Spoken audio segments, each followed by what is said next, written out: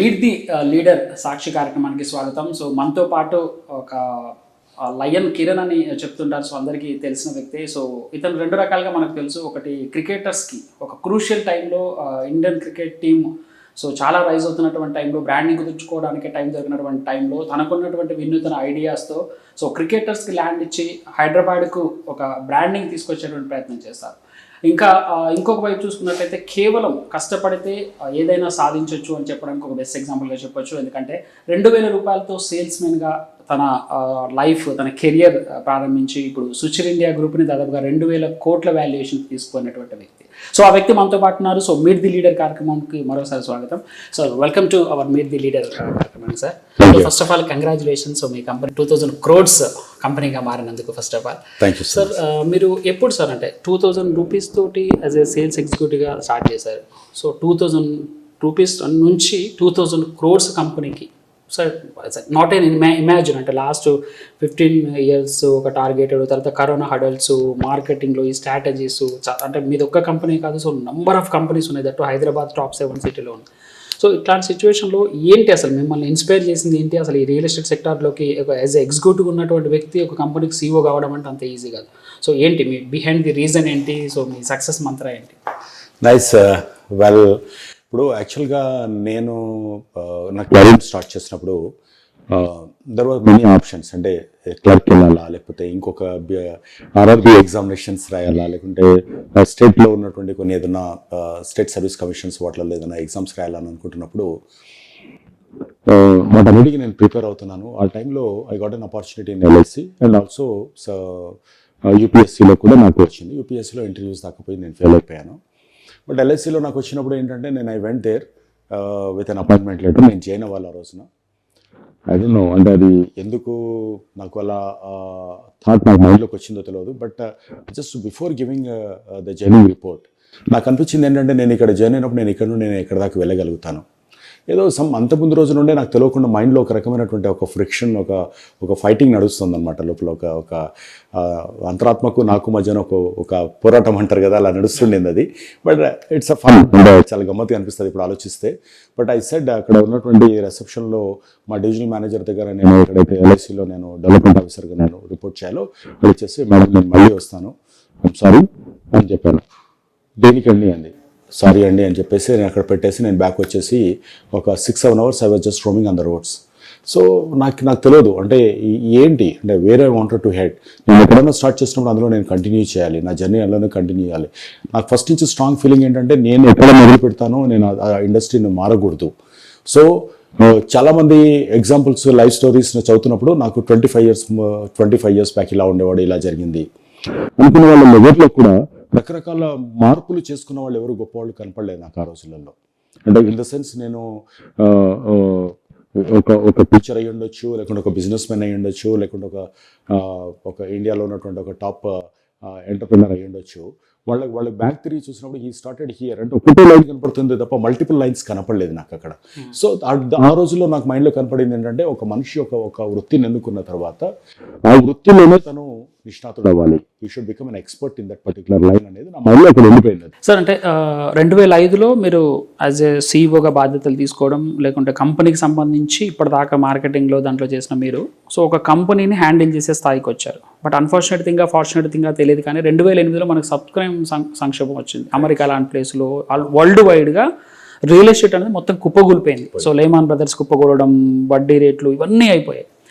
So మీరు ఒక మంచి ఆస్పిరెంట్గా ఒక మార్కెటింగ్లో దాంట్లో ఒక సక్సెస్ఫుల్గా అయ్యారు. తర్వాత కంపెనీ యాక్వైర్ చేసుకారు. చాలామంది అంటే నేను అప్పటికి ఫీల్డ్లో ఉన్నాను. సో అప్పుడు చాలామంది అంటుండేవారు, అరే ఇది ఏం నడుస్తుంది, లేకుంటే వీళ్ళ దగ్గర నుంచి లాక్కున్నాడు, లేకుంటే వీళ్ళ దగ్గర ఇలా దీన్ని అసలు ఒక ఎగ్జిక్యూటివ్ కంపెనీ ఎలా ఎస్టాబ్లిష్ చేస్తాడు అనేటువంటి రూమర్స్ చాలా వచ్చాయి. సో అప్పుడు వచ్చినప్పుడు అంటే నిజంగా వాళ్ళని ఏదో కొట్టేశారో లేకుంటే బ్రాండ్ సార్ రకరకాల రూమర్స్ రావడం. ఎందుకంటే మీరు వచ్చిన స్టేజ్లో చాలామంది రియాల్టర్లు ఉన్నారు, అంతా కూడా కమ్యూనిటీ బేస్డ్ ఉన్న వాళ్ళు. సో అప్పటికి ఇంకా రియల్ ఎస్టేట్ ఫ్లరిషింగ్ కాలేదు, ఇంకా ఫ్లాటింగ్ FLAT నుంచి PLOT స్టేజ్లో ఉన్నటువంటి టైం. సో అప్పుడు మీరు బాధపడ్డారా? అరే ఇటు ఒకవైపు ఆర్థిక సంక్షోభం ఉంది, ఇటు ఇంట్రెస్ట్ రేట్స్ మొత్తం కుప్పగూలిపోయింది, బ్యాంక్ నుంచి లోన్లు రావు. సో అప్పుడు మీరు ప్లాట్స్ చేస్తున్నారు, ఫ్లాట్స్ అమ్మకం, ఆ బిజినెస్ ఎక్కువ ఉంది. సో అప్పుడేమన్నా మీరు డిమోరలైజ్ అయ్యారా? చాలాసార్లు జరిగింది రాజ్. అంటే దీంట్లో ఎవరి జర్నీ నాదనే కాదు, ఎవరి జర్నీ తీసుకున్నా నేను అతిథుడినే కాదు దానికి. నేను 5 జనరేషన్స్ నేను చూశాను. అండ్ 5 అంటే రెగ్యులర్గా జరిగేటువంటి ఇష్యూస్ను కూడా మనం అంటే బిజినెస్లో నార్మల్గా ఉండే ఛాలెంజెస్ కాకుండా super challenges or depressive modes చాలా ఉన్నాయి. నేను డిప్రెషన్లోకి పోలేదు అని చెప్పడానికి ఏముండదు. నా డిప్రెషన్ నుంచి నేను బయటికి రావడానికి నేను ఎన్నుకున్న మార్గాలు కొన్ని ఉన్నాయి. దాంతో నేను బయటకు వచ్చాను. మీరు డిప్రెషన్లోకి వెళ్ళారా? నేను చాలాసార్లు డిప్రెషన్లోకి వెళ్ళాను. సో ఈ డిప్రెషన్ కారణం ఏంటంటే నేను it's a first generation entrepreneur. నేను డిప్రెషన్ అంటే దాన్ని హౌ యూ డిఫైన్ అనేది కనుక తీసుకుంటే, అంటే మన కళ్ళ ముందు ఒక్కొక్కసారి బ్లాంక్ పొజిషన్ వచ్చినప్పుడు ఏంటో తెలియదు. మనకు ఒక ఇమేజ్ను మనం ఛాలెంజ్ చూస్తున్నాము, మన కింద ఇంత టీం ఉంది, అండ్ నెక్స్ట్ చూస్తే ఇలాంటి ఇష్యూస్ వస్తున్నాయి, ఇలాంటి ల్యాండ్ లార్డ్స్ వీళ్ళంతా కూడా ఇలాంటి దీంట్లో వచ్చింది. అంటే మనకు కొన్ని విషయాలలో ఎలా అయిపోతుందంటే నాకు సంబంధించినది కాదు అది. అంటే నేను వేరే కంపెనీ నుంచి ఈ కంపెనీకి వస్తున్నప్పుడు కూడా ఒక రకమైనటువంటి డిప్రెషనే నాకు. అరే అంటే నాకున్నది ఏంటంటే నేను బిజినెస్ టు సెంటిమెంట్స్ను కంబైన్ చేసి చేయడం అనేది నాకున్నటువంటి ఒక పెద్ద వీక్నెస్. ఓకే, అంటే దాన్ని మనం మెటీరియలిస్టిక్ మేలో చూస్తే మనకు అది రాదు. నేను ఎప్పుడు కూడా నాకు పర్సనల్గా ఉన్న దాంతో నాకేం రాలా. నేను ఏదైతే ఒక కంపెనీలో పని చేస్తూ ఆ 10 years తర్వాత మా డైరెక్టర్స్కు ఉన్నటువంటి ఆ డిఫరెన్సెస్ ఆఫ్ దీంతో జరిగిందో, నేను అబ్బో ఇది ఇలా అయితే ఇంత మంచి బ్రాండ్ కదా, ఇంతమందికి మనం ఆన్సరబిలిటీ కదా, ఇంతమంది టీం, ఇంతమంది అడ్మినిస్ట్రేటివ్ స్టాఫ్ ఉన్నారు, వాళ్ళందరూ కంపెనీ మీద నిలబడి ఉన్నారు కదా, ఇదేమన్నా జరిగితే ఎలా అంటే ఒక రకమైనటువంటి ఒక ఆందోళన. అంటే రేపు ఎలా ఉంటుంది, కొంచెం సేపు నాకున్నటువంటి కొంతమంది ఫ్రెండ్స్ ఏమీ జరగదు, అన్నీ సెటిల్ అయిపోతాయి, డోంట్ వరీ అన్నా కూడా వాళ్ళు అంటున్నారు అవునే కదా అని అనుకునేవాడిని. మళ్ళీ ఏదో ఒక రకమైనటువంటి ఫియర్, అరే వీళ్ళంతా రోజు ఇక్కడికి రావడం అలవాటు పడిపోయినారు, రోజు వీళ్ళంతా ఇక్కడికి వచ్చి ఉంటున్నారు, ఇంతమంది కంపెనీలో మనం కలిసి ఒక ఫ్యామిలీ లాగా ఉన్నాం. అంటే మా కంపెనీలో పనిచేసే ఒక ఎంప్లాయీ వెళ్ళిపోతుందంటే కూడా తెల్లారి నాకు ఒక రకమైన ఫియర్లో ఉండేవాడిని. అంటే నాకు చాలా టైం పట్టింది. ఇవన్నీ పార్ట్ ఆఫ్ లైఫ్. మనుషులు వస్తుంటారు, మనుషులు ఏదో ఒక రకంగా ఉండడంతో వాళ్ళకి నచ్చినా లేకపోయినా ఇంకో కంపెనీకి వెళ్ళిపోతారు అనేది నేను డైజెస్ట్ చేసుకోవడానికి కొంత టైం పట్టింది నాకు. ఒక మార్కెటింగ్ పర్సన్ ఎవరైనా వెళ్ళిపోతే నెక్స్ట్ డే మార్నింగ్ వెళ్ళేసి మళ్ళీ అతని లోపల అతని దగ్గర కూర్చొని అలా కాదు మనం కలిసి ఉన్నాం కదా అంటే ఎందుకు అనుకుంటావు నువ్వు అలా ఉండదు. మార్కెట్ అలా ఉండదు, సిచ్యుయేషన్ అలా ఉండదు, రకరకాలు ఉంటాయి, వస్తుంటారు పోతుంటారు. This is like A train journey. మనం ఎక్కుతుంటారు దిగుతుంటారు. ఇదంతా ఉన్నంతసేపు చాలా చక్కగా ఉంటాం, ఇద్దరు కలిసి కాఫీ తాగుతాం, మీరు తీసుకొచ్చిన భోజనం అతనికి పెడతాం. But don't try to get emotionally connected, sentimentally connected అని నాకు కొంతమంది ఫ్రెండ్స్ నాకున్నటువంటి క్లోజ్ సర్కిల్ వాళ్ళు చెప్పడానికి ట్రై చేస్తున్నా. కొంత టైం పట్టేది దాన్ని నేను డైజెస్ట్ చేసుకోవడానికి. సో ఆ రకమైనటువంటి డిప్రెషన్ అనుకోండి, ఆ రకమైనటువంటి సైకలాజికల్ ఇంబ్యాలెన్సెస్ అనుకోండి, కొన్నిసార్లు జరిగేది అది. So what I wanted to tell you is ఈ 5 లైఫ్ సైకిల్స్ ఏదైతే నేను చూసామో వీటిల్లో ఈ 2008-9లో వచ్చిందనుకోండి. తర్వాత మనకు వచ్చినటువంటి గ్లోబల్ రెసెషన్ అంటే దుబాయ్, మీరు చెప్పినట్టు దుబాయ్ ఇదంతా వచ్చిన తర్వాత తెలంగాణ ఫ్యాక్టర్ పీక్లో ఉన్నప్పుడైనా కూడా ఏమీ అర్థం కాకపోయేది. అంటే ఈవెన్ సింగిల్ ఒక 1 lakh కోసం కూడా కష్టపడ్డ రోజులు ఉండేది. 2014 పీరియడ్ 12, 13, 14 అనేవి చాలా హారిబుల్.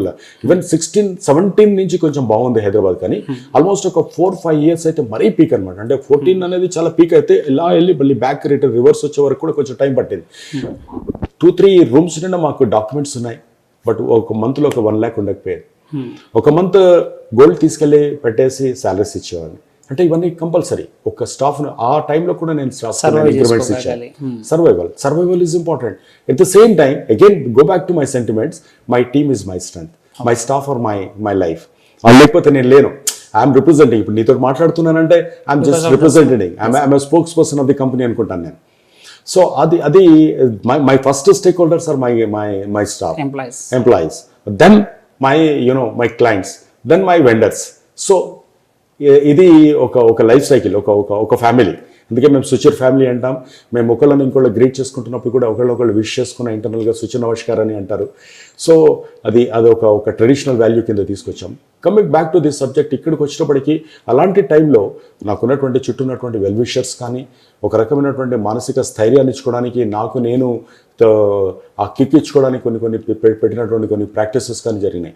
ఆ 5 yearsలో చాలామంది రియల్టర్స్ ఎగిరిపోయారు. అంటే నేను అగ్రెసివ్గా ఎలా అయితే తీసుకున్నానో ఆ పర్టికులర్ టైంలో ఎలా ఉంటుందంటే సక్సెస్ అవుతే ఎలా చెప్తారంటే వాడే హీరో హీఈస్ అంటారు. అంటే చాలా అతను కొలంబో వెళ్ళాడు, ఇక్కడ వెళ్ళాడు, ఎక్కడి నుంచి ఎక్కడికి వచ్చాడో తెలుసా, అతను మ్యాజిక్ చేశాడు, అతను అసలు ఎలాంటివి ఉన్నాయంటారు. పడిపోతే ఏమో భయ్ అట్లా చేశాడు కదా అతను, దాంతో అలా పడిపోయాడు అతను, సో ఎందుకు చేయాల్సి వచ్చింది, అంత పరిగెత్తాల్సింది వచ్చింది అని అనుకుంటారు. అంటే కత్తికి రెండు వైపులా పదును ఉంటుంది. So the same people will tell if somebody is successful, if somebody is failure. So నేను ఆ మధ్యలో ఉన్నాను, ఇక్కడ సక్సెస్ని చూశాను, ఇంకో వైపు ఫెయిల్యూర్ నా దగ్గరకు వస్తుందేమో అనేటువంటి పబ్లిక్ ఇంకేం చేయట్లేదా, అయిపోయిందట సుచిర్ ఇండియా పని అయిపోయిందట, కిరణ్ పని అయిపోయిందట అని అనుకునేది. ఇంకోటి ఏంటంటే సుచిర్ ఇండియా ఎంత పాపులర్గా ఉందో లయన్ కిరణ్ అనేది కూడా అంత పాపులర్గా మార్కెట్లోకి వచ్చింది బికాస్ ఆఫ్ డిఫరెంట్ ఆస్పెక్ట్స్. నా లైఫ్ స్టైల్ అనుకోండి, లేకుంటే సోషల్ సర్వీస్ అనుకోండి, నా పియర్ యాక్టివిటీస్ అనుకోండి, దీంతో. సో ఈ రెండు కూడా ఒక రైలు పట్టాల్లాగా నేను మధ్యలో కూర్చొని ఉన్నాను, రెండింటిని బ్యాలెన్స్ చేయాలి. సో అది చాలా భయంకరమైనటువంటి దాంట్లో ఉంది. ఒకవేళ కనుక గ్లోబల్ రెసిషన్ రాకుండా ఉంటే, అంటే నేను అనేది ఇలా అనుకోవడం తప్పు, కానీ గ్లోబల్ రెసిషన్ రాకుండా ఉంటే అండ్ తెలంగాణ ఫ్యాక్టర్స్లో మేము రియల్ ఎస్టేట్ కూడా ఎఫెక్ట్ కాకుండా ఉంటే, డెఫినెట్గా నా డ్రీమ్ 2020 కల్లోనే నేను కనీసం ఒక 12 కంట్రీస్లో ఒక ఇంటర్నేషనల్ ప్లాట్ఫామ్లోకి తీసుకెళ్ళాలి. అండ్ ఐపీఓకు నేను 2006లో మేము స్టార్ట్ చేస్తాను, 9-10లోనే నేను ఐపీఓకి వెళ్ళాలి ప్లాన్ చేశాను. నేను అమర్చల్ మంగళదాస్ని తీసుకున్నాను, ఇనామ్ సెక్యూరిటీస్ నేను ఆన్లైన్ తీసుకున్నాను, ఇండిపెండెంట్ బోర్డ్ ఆఫ్ డైరెక్టర్స్ని కంపెనీలోకి తీసుకొచ్చాను నేను. అండ్ ఇన్ఫ్రాస్ట్రక్చర్లోకి వెళ్ళాను, బికాస్ రియల్ ఎస్టేట్ అంటే అక్కడ ఉండదు కాబట్టి ఇన్ఫ్రాస్ట్రక్చర్లో తీసుకున్నాను. ఒక కంపెనీ టేక్ ఓవర్ చేశాను నేను. అండ్ గ్లోబల్ బిజినెస్ అంటే బయట శ్రీలంకకి వెళ్ళి చేశాను అవన్నీ.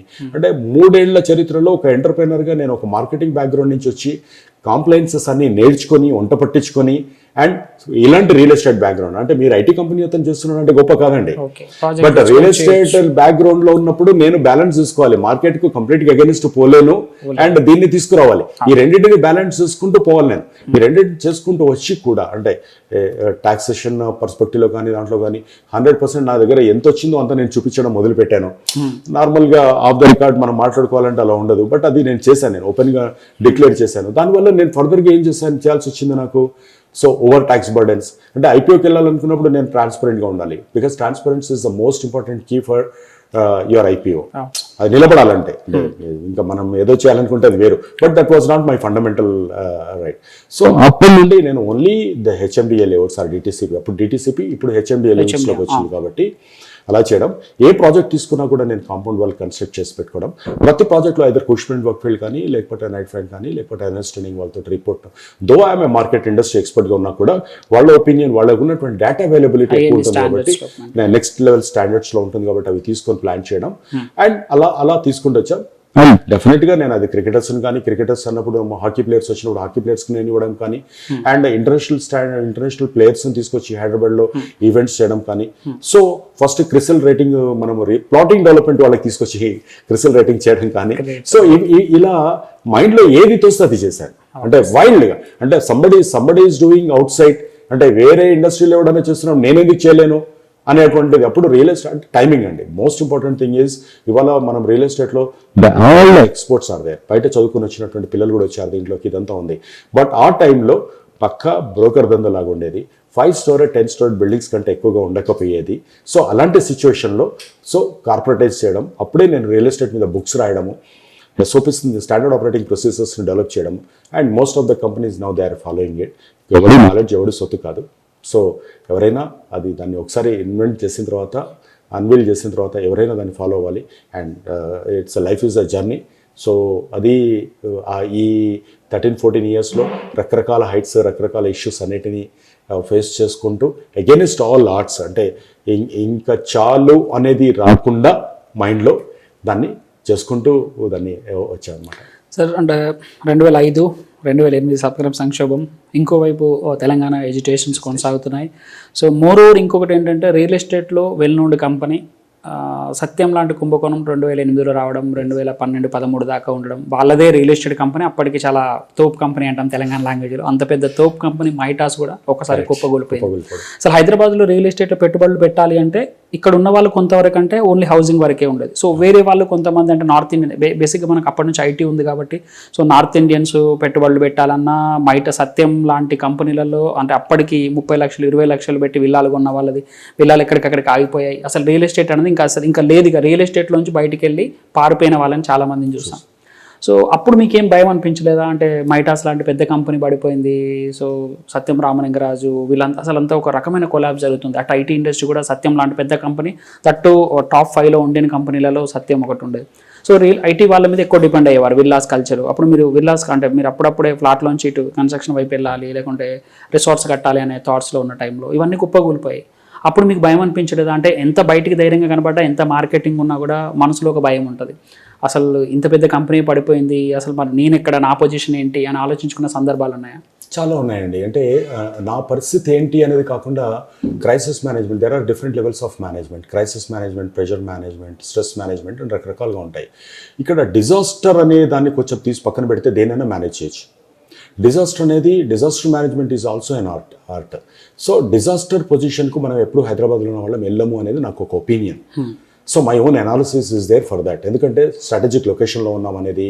ఇంకోటి ఏంటంటే ఎంత లేదన్నా ఇది నేను టైర్ 2 సిటీలో లేను, టైర్ 1 సిటీలో ఉన్నాను. సో ఇక్కడ కాస్మోపాలిటన్ లుక్ అండ్ ఫీల్ ఉంది. సో ఇది కొంతకాలం ఉంటుంది. ఆ సస్టైనబిలిటీ అనేది, ఆ సస్టైన్ చేసుకోవడానికి మోడల్ అంటే చాలామంది ఎప్పుడు పారిపోగలుగుతామనంటే ఇంక ఏమీ లేదు అనుకున్నప్పుడు దట్స్ అ సూసైడల్ యాటిట్యూడ్ మొదలవుతుంది. అప్పుడే ఫియర్ అనేది వస్తుంది. ఫియర్ అనేది నాకు నిజం చెప్పాలంటే క్రైసిస్కు కావాల్సినటువంటి ఒక రకమైనటువంటి హిట్స్ నాకు తగిలేది. అంటే ఇది ఎలా హ్యాండిల్ చేయాలి అంటే డెఫినెట్గా ఒక రకమైనటువంటి ప్రెషర్లోకి లోన్ అవుతాం. కానీ not in to kind of ఏమంటారు దాన్ని, అమ్మో దీని నుంచి ఎలా ఇంకా మేము బయటికి రాలేము కదా, ఇది వదిలేద్దాం అనేది అయితే నాకు రాలేదు. Because I'm a born fighter. నాకు భయం అనేది, నేను చెప్తున్నా పర్సనల్గా నాకు భయం అనే దాని మీద నాకు అసలు ఒపీనియన్ లేనే లేదు. సో ఎప్పుడు ఉంటుంది అది, నువ్వు చేసింది నమ్మకపోతే, అంటే నువ్వు చేస్తున్న తప్పు అనుకుంటే మనకి భయం అనేది వస్తుంది. సో నాకేముంది, నేను ఇక్కడి నుంచి అక్కడ దాకా పోతే నేను డెఫినెట్గా నేను బయటికి వెళ్తాను అనుకున్నప్పుడు ఇక్కడి నుంచి అక్కడికి వెళ్ళడానికి ప్లాన్ ఏ ఏంటి, ప్లాన్ బి ఏంటి, ప్లాన్ సి ఏంటి. సో నాకు ఆ పర్టికులర్ స్ట్రెస్ నుంచి నేను బయటికి వెళ్ళడానికి, అంటే మొన్న కరోనా టైంలో కూడా చాలా పడిపోయింది అనేది వచ్చింది. తెలంగాణ ఫ్యాక్టరీ ఉన్నప్పుడు హైదరాబాద్లో నుంచి ఆంధ్ర వాళ్ళంతా వెళ్ళిపోతారు. ఇక్కడ ఇంకా అన్ని పార్టిషన్ జరిగినప్పుడు పాకిస్తాన్ ఇండియా ఎలా జరిగిందో అలా ఉంటుంది అనుకున్నారు అందరూ. సో ఇవన్నీ కాదు, నాకు తెలుసు అది. అంటే so with our common sense and market analysis మనం ఏదో అనుకున్నంత మాత్రాన కాదు కదా, మనకు తెలుసు అది what is reality, what is ground reality అనేది తెలుసు. కాబట్టి అయితే ఈ పర్టికులర్గా సంక్షోభాలు వచ్చినప్పుడు అనిపిస్తుంది. అంటే రీసెంట్గా మనం చూసుకుంటే మనకు ఈ ప్రీ లాంచ్ సెల్స్, యూడిఎస్లు అదంతా వచ్చినప్పుడు కూడా, లేదా గ్రామ పంచాయతీ లేఅవుట్లు మష్రూమింగ్, అంటే హైదరాబాద్ చుట్టూ గ్రామ పంచాయతీ లేఅవుట్లు అంతా వచ్చినప్పుడు మన దగ్గరికి ఎవరైనా రావాలన్నప్పుడు మనం దాన్ని పబ్లిక్ కూడా నమ్మే పరిస్థితి లేదు. అంటే ఒక బిల్డర్లని గవర్నమెంట్ని బ్లేమ్ చేయడం కాదు, పబ్లిక్ కూడా పాపం వాళ్ళకి కూడా తెలియకుండా ఏంటంటే ఏది చీప్గా వస్తుంది, ఇట్స్ ఆల్ పబ్లిక్ కాంటాక్ట్ తోటే జరిగే బిజినెస్లు. ఒక మనిషి ఇంకో మనిషిని ఇన్ఫ్లుయెన్స్ చేస్తాడు. అన్న తీసుకున్నాడు తమ్ముడు తీసుకుంటాడు, తమ్ముడు తీసుకున్నాడు అని ఇంకొకళ్ళు తీసుకుంటారు. ఇలాంటివన్నీ కూడా ఉంటాయి ఇక్కడ. సో అలాంటి పరిస్థితులలో మనం ఎలా దీన్ని బయటికి రావచ్చు, సో వాటిని ఎట్లా మనం ఓవర్కమ్ చేయాలి. సో దానికి కౌంటర్ చేయడానికే నేను ఎప్పుడు ఐదర్ మీడియా హెల్ప్ తీసుకోవడంలో కానివ్వండి, లేకపోతే నాకున్నటువంటి టీమ్ స్ట్రాటజీస్, డిఫరెంట్ స్ట్రాటజీస్ ను ఫాలో అయ్యి మార్కెట్ ను సస్టైన్ చేసుకొని మళ్ళీ ముందుకెళ్తూ వచ్చాం. సో ఆ రకంగా నేను ప్రతి ఛాలెంజ్ ను, ప్రతి హర్డిల్ ను, అంటే కొన్నిసార్లు తెలియకుండా ఎంత రియల్ ఎస్టేట్ ఢమాలని, రియల్ ఎస్టేట్ పడిపోయిందని, లీక్ రాదని, ఇంతెందుకు మా ప్రాజెక్టులలో కూడా ఏదో ఒక చిన్న ఎలిమెంట్ తీసుకొని రకరకాలుగా వచ్చినటువంటి సిచ్యువేషన్స్ కూడా చాలా ఉన్నాయి. అంటే ఇదిలా ఇంత కార్పొరేట్ గా చెప్పుకునే కంపెనీలా నేను నిజం చెప్పాలంటే అలా జరిగి ఉండదు. అంటే నేను నాలా కట్టిన తర్వాత కూడా నాలా కట్టలేదు అనేది ఒక రూమర్ వచ్చింది.